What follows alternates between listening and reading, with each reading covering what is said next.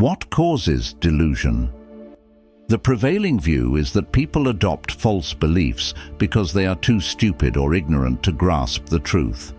But just as often, the opposite is true.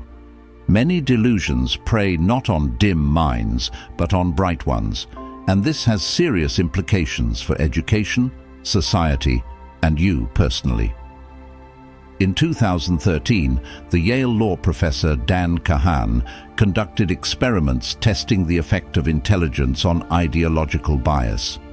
In one study, he scored people on intelligence using the cognitive reflection test, a task designed to measure a person's reasoning ability.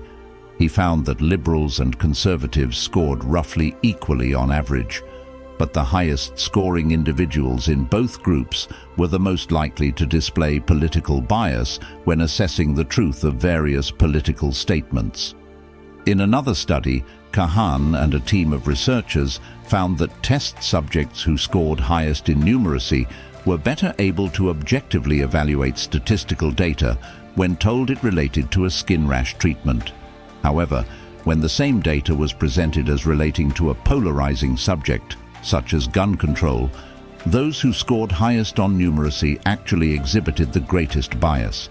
The correlation between intelligence and ideological bias is robust, having been found in many other studies, such as Tarboloj et al. 2006, Stanovich et al. 2012, and Jocelyn and Haider Mal 2014.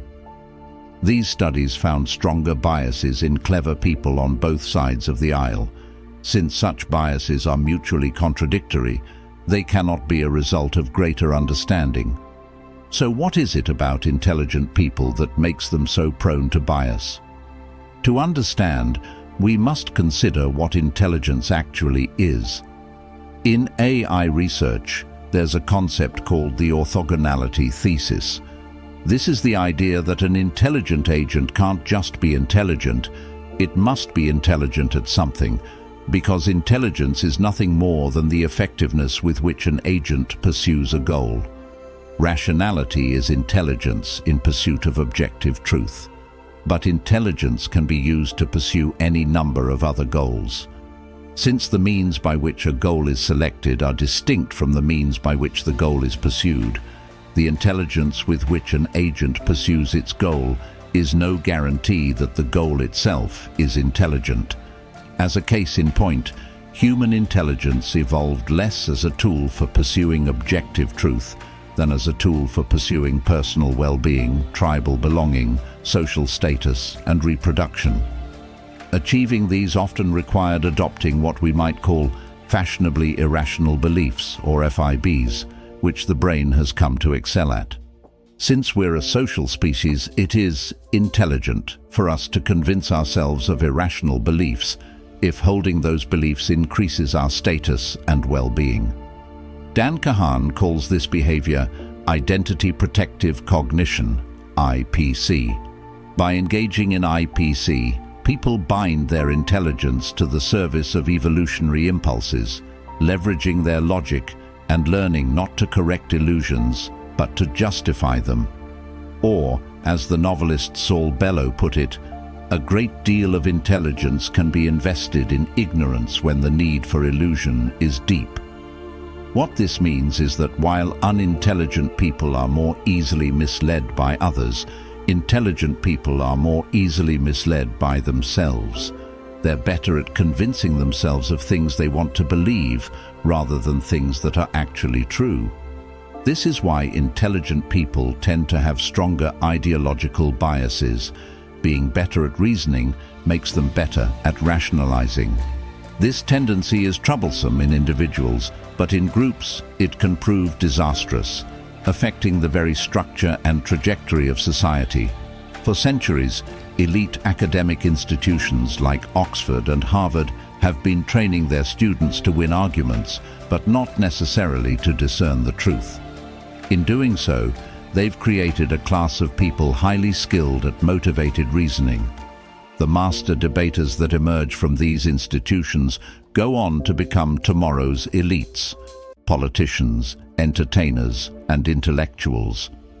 Master debaters are naturally drawn to areas where arguing well is more important than being correct, such as law, politics, media, and academia. In these industries of pure theory, sheltered from reality, they use their powerful rhetorical skills to convince each other of FIBs. The more counterintuitive, the better. Naturally, their most virulent arguments soon escape the lab, spreading from individuals to departments, to institutions, to societies. One prominent example is wokeism, an identitarian ideology combining elements of conspiracy theory and moral panic. It became fashionable in academia toward the end of the 20th century and finally spread to the mainstream with the advent of smartphones and social media. Wokeism reduces the world to simplistic oppressor-victim relations, in which people who are white, straight, slim, or male are the oppressors, while those who are non-white, LGBT, fat, or female are victims. Wokes typically reject claims of objectivity as a weapon created by straight white men to enforce the dominant cis-heteronormative, patriarchal, white supremacist worldview. As such, they believe that the purpose of scholarship is not to determine truth, but to promote social justice, or, as they call it, diversity, equity, and inclusion, DEI. To this end, they often use their intelligence to persuade people of arguments that are logically unsound, but are perceived to contribute to a more equitable world. For instance, in the late 1960s, some master debaters decided that fat people are oppressed in a world where slimness is the norm. They began to carve out a whole field in academia known as fat studies to address this oppression. They created cunning but irrational arguments to normalize obesity, ignoring decades of medical research showing that being fat is a serious health risk. Fat studies scholars argued that anti-fat attitudes are health risks because they may cause obese people anxiety and stress. Since then, these activist academics have developed even more convoluted rationalizations. Many now argue that wanting to fight obesity is white supremacy. Just as fat studies was created to normalize obesity in the interests of social justice, another academic field, gender studies, was created to normalize transgenderism and gender non-conformity through similarly dubious arguments. One such argument, sex is a spectrum, is often justified on the basis that there's no single thing that distinguishes all men from all women. Such an abstract explanation is seductive, but beneath the allure, it's just an elaborate case of the univariant fallacy. It's true that no single thing distinguishes all men from all women, but no single thing distinguishes all cats from all monkeys either. Is this proof of a cat-monkey spectrum? Even though FIBs like sex is a spectrum and obesity is healthy are objectively false, woke academics have entered the mainstream through a combination of crafty arguments and idea laundering, the practice of couching opinions in academic jargon and placing them in academic journals to disguise ideology as knowledge. These kinds of master debater beliefs now prevail among cultural elites, including those who should know better, such as biologists. However, they are rarer among common people who lack the capacity for the mental gymnastics required to justify such intricate delusions. Despite being irrational, wokeism is nevertheless an intelligent worldview. It's intelligent but not rational because its goal is not objective truth or even social justice, but social signaling. In pursuing this goal, it becomes a powerful strategy. People who engage in woke rituals, such as telling obese people they're perfect just the way they are, encouraging kids to question their gender, or calling for the defunding of the police, signal to others that they are cultured and compassionate towards society's designated downtrodden. Their actions often end up hurting rather than helping those in need, but they make some people feel good for a while, and they increase their own social status. This explains why wokeism is most prevalent in industries where status games and image are most important: politics, media, academia, entertainment, and advertising. Wokeism is what happens when identity-protective cognition is allowed to run rampant through cultural institutions like Harvard and Hollywood. However, while wokeism is currently systemic in the West, in the 1800s, the dominant racial ideology in America really was white supremacy. As a result, the master debaters of that age often used their reasoning not to justify discrimination against whites, but discrimination against blacks. An example would be the American physician Samuel Cartwright. A strong believer in slavery, he used his learning to avoid the clear and simple realization that slaves who tried to escape didn't want to be slaves.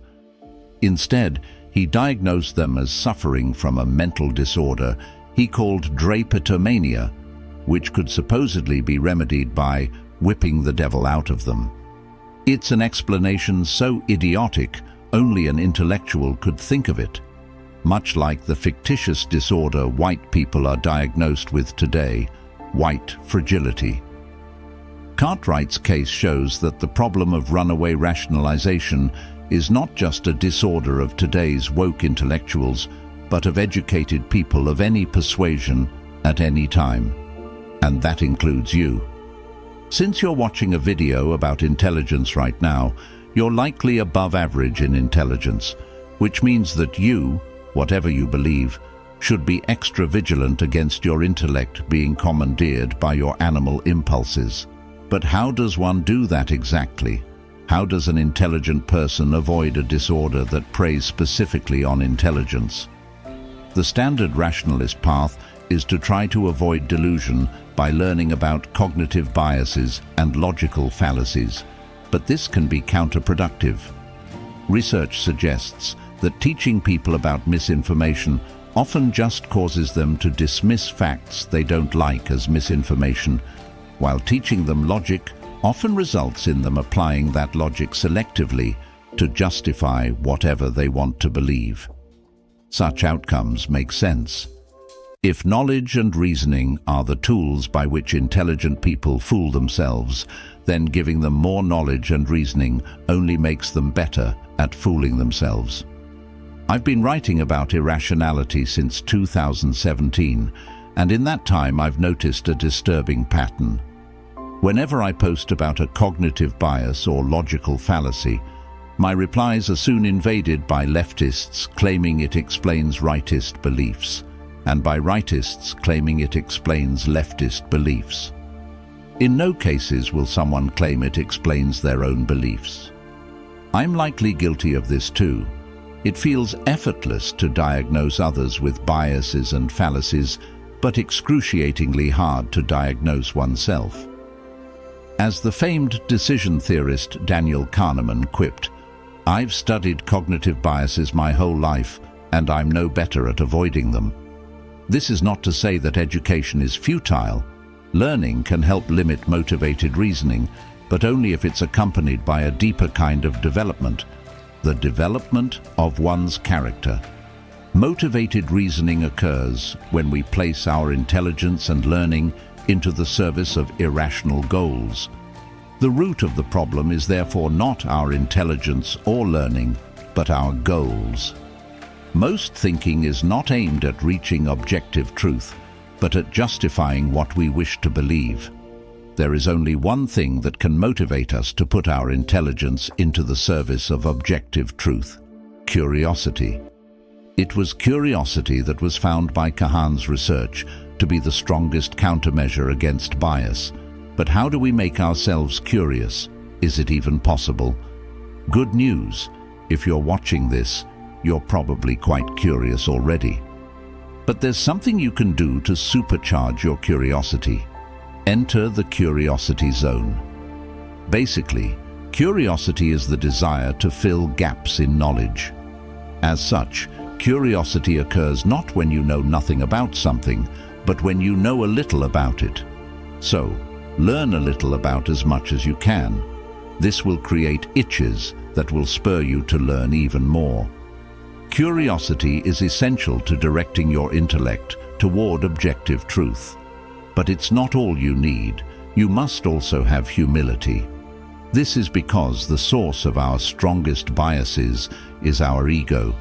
We often base our self-worth on being intelligent and being right, and this makes us reluctant to admit when we're wrong or to change our minds.